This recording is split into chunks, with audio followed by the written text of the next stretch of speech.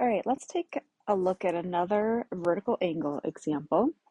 Part A says find the value of x. So just a reminder, when we have lines that intersect like this, we can see that we have angles that get formed with a shared vertex right here. When lines intersect like this, the vertical angles theorem tells us that opposite angles sharing that same vertex will be congruent. So this angle is congruent to this angle, and this angle over here is congruent to this angle. So to find the value of x, I can see that x is, being used to define this angle and this angle. Because of the intersecting lines, we know that these are vertical angles. No one has to tell us that. We just know that that will be true and that those angles will be congruent.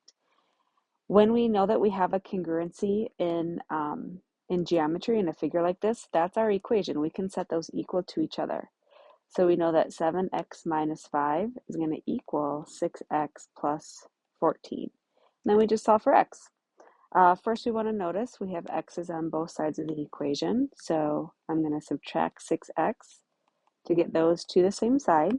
When you guys have x's on both sides of the equation, I want you to work on doing that step before you do anything with the subtracting 5 or adding 14. You'll just have more success solving equations if you get your x's to the same side first. All right, 7x minus 6x is a 1x, minus 5 equals 14. And then to finish solving, we just add 5 to both sides. So x equals 19. All right, so we saw an example. We knew that we had vertical angles, so we set them equal to each other in an equation. We solved for x. We did a lot of great work, but are we done, or are they actually asking us for something else? So we always go back to what the question is asking. It says find the value of x, so we did it. Nice job. All right, part B, what is the measure of angle ABC? So ABC has a vertex at B, so we go from A to B to C. It's this angle right here with a vertex of B. So we are being asked to find that angle. Well, offhand, we don't know anything about that angle because there's nothing labeled. But we have those intersecting lines again where we have vertical angles. So this 6x minus 45 will be congruent to this 4x plus 5. And this angle ABC will be congruent to this angle DBE. We are going to have to work with the 6x minus 45 and 4x plus 5 first. If we can figure out the value of x, we can use that to help us get to answering this question. So we'll start by just, understanding vertical angles are congruent. So I know those angles are congruent to each other. The equation will be 6x minus 45 equals 4x plus 5. Like I talked about in the last example, I want you guys to get your x's to the same side first. So I'm going to subtract 4x from both sides. 6x minus 4x is 2x. Carry down the rest of the equation. Now we just have a two-step equation. We're going to add 45 first. Carry down our 2x equals 50. And our last step is always that dividing by the value with your x. So x equals 25.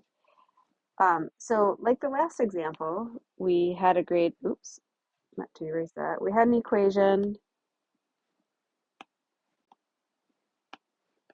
There we go. We had an equation.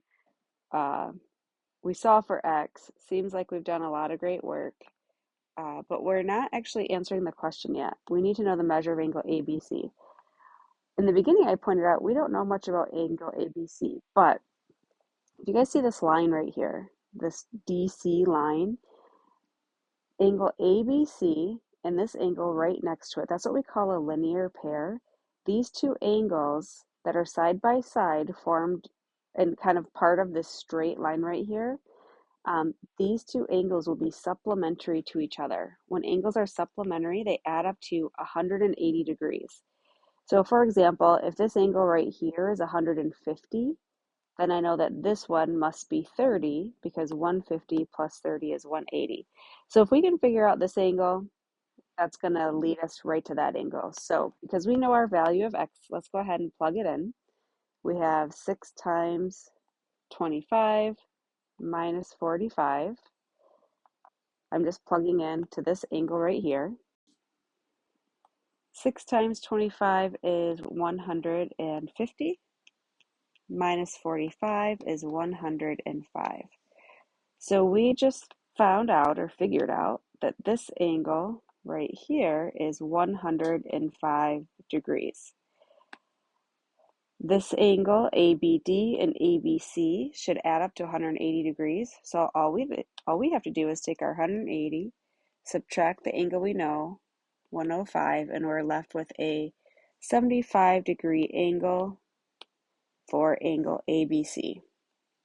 So the measure of angle ABC is equal to 75 degrees.